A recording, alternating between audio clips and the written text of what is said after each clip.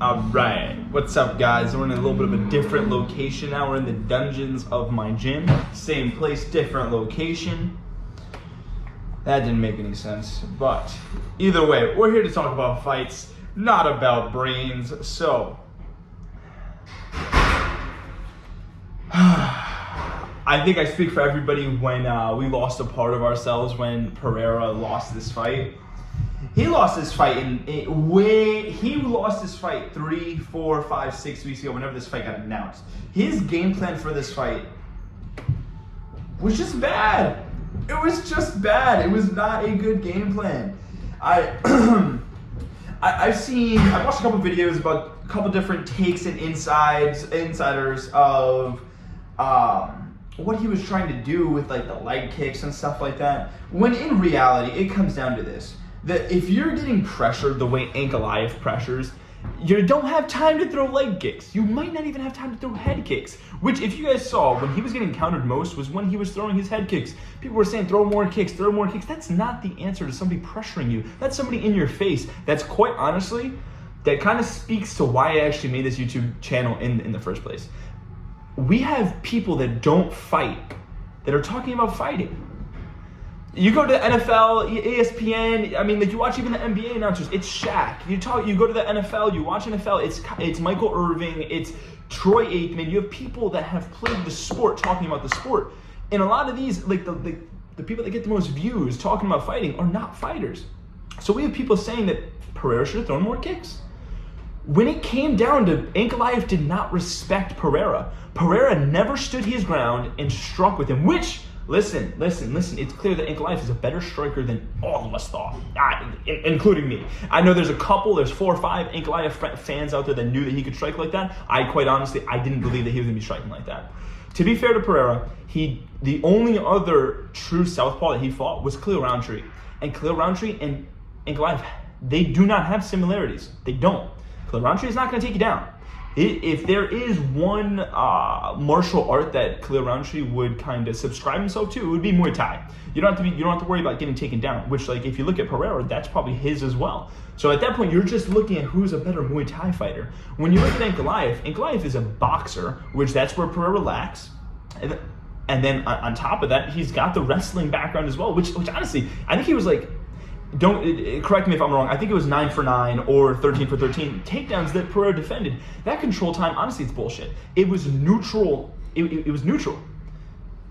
It wasn't controlled. It was on the fence. It was a failed takedown, push to the fence, hold and control. Which, like, I understand you don't want to be out in the open with Pereira, but at the same time, Pereira had no answer for a southpaw that was pressuring him, and I was dumbfounded. The only movement we really saw was him rotating towards the outside, which is what you're supposed to do versus a southpaw, but that's all there was.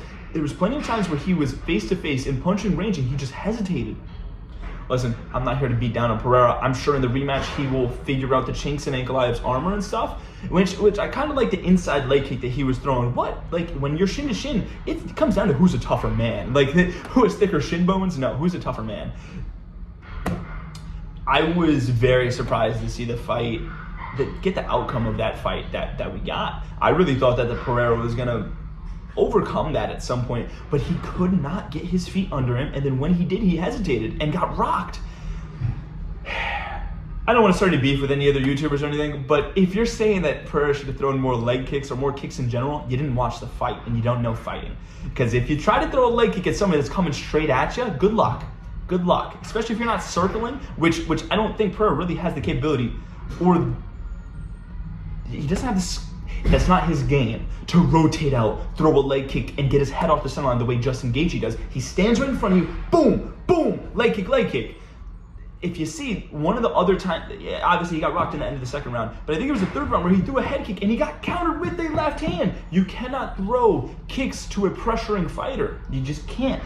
Honestly, that's the counter to. I have a Taekwondo background where a lot of my fights revolve around my movement and me circling and me staying very light-footed. The only times you're gonna find a karate fighter in trouble is when they're being smothered and pressured. You can't get the leverage of the kicks off. But even then, we have a little bit of a different style where our turn back kicks, they're shortened due to that pressuring. Our side kicks and our front kicks are meant for that. in Muay Thai, you're not really expecting a fighter to come straight at you, especially when you're lacking that boxing area. I'm obviously, listen, I'm not beating Pereira, but I can see from an outside point of view, as a fighter myself, that a lot of people that are talking about this situation, they don't know fighting. And it's okay. It's okay to be wrong. I know I'm not wrong in this situation though. Pereira had to stay his ground at some point, keep his left foot on the outside of Ankalaev's right foot, and hit him with something. He did good with a couple jabs and stuff, but he didn't put any combinations together. And listen, this is somebody that's you just had to earn his respect. He had to hit him with something that let Ankalaev know that, oh, I can't just walk through this man. Which that's what was happening. He was walking right through him the whole entire time. I'm pressuring you, I'm walking you down. You're not going to get your footing down. You're not going to have time to think. You don't have any time. It was a great fight by Ankalaev. I think he did great for what he can do. But honestly, like if the UFC moving forward, what are we doing with Ankalaev? What, is he going to run through the rest of the division the way Pereira did? I think he loses Yuri. I think he loses to Jamal. I think he loses to Khalil. I think there's plenty of people that he's not going to beat. And on top of that, listen, I hate to say this. I hate to be the person that says this, but like, listen, Pereira was going to move up to heavyweight to probably try to fight John Jones. The aura, what Pereira can do for this sport is something that Ankalaev can't, and he lacks. Maybe due to personality, maybe due to vigor in the sport, not wanting to fight more than once a year. But like, I hate this. And I would love Pereira to have a rematch at some point and be able to tackle on these points, because Ankalaev is not unbeatable. He's just a different style. You're not going to come across a southpaw Dagestani that, I mean, like, even with that, like I said, he went 9 for 9 or 13 for 13 on failed takedown attempts. The name Dagestani it's just the name. It wasn't his skill set. He didn't get any takedowns. So the control time, I think, should be thrown out the window. I think it was 5 minutes for Ankalaev, 0 control time for Pereira. But what was the damage that was done? Knees to the thigh? Is that what we're counting at this point? Knees to the thigh. What are you going to do? All I could say is Justin the Highlight Gaethje, 14 for 14 on win fight bonuses, $950,000 over his career just on fight bonuses. He's the man. He's the man, the myth, the legend, Justin the Highlight Gaethje. That was awesome. I'm turning red because that was such a fight. Fiziev, I actually had him winning the fight. I thought he was going to win at some point just due to the speed difference. Oh, Gaethje found a way. With that horse collar on the back of the head and just finding those shots, it makes life so much easier for a fighter that's not as fast. You get that horse collar, he was faking takedowns. When he was faking the takedowns, Rafael was dropping his hands, expecting him to get taken down. And then right over the top, can I say that Rafael's a monster? His chin is crazy. Justin's a beast, though. Justin is a beast and finds a way. He did it on the fly. I don't think that was a game plan thing. I don't think he did it really in the first round. He found out that Fiziev was good enough faster. He was not going to catch him in the open. And he improved on his clinch work. Oh, Justin's a monster.